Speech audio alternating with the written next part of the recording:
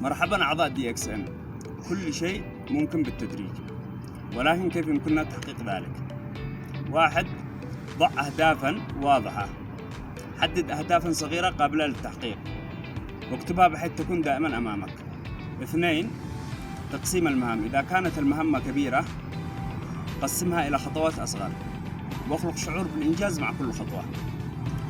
Welcome members of DXN. Everything is possible gradually. How can we achieve that? 1. Set clear goals.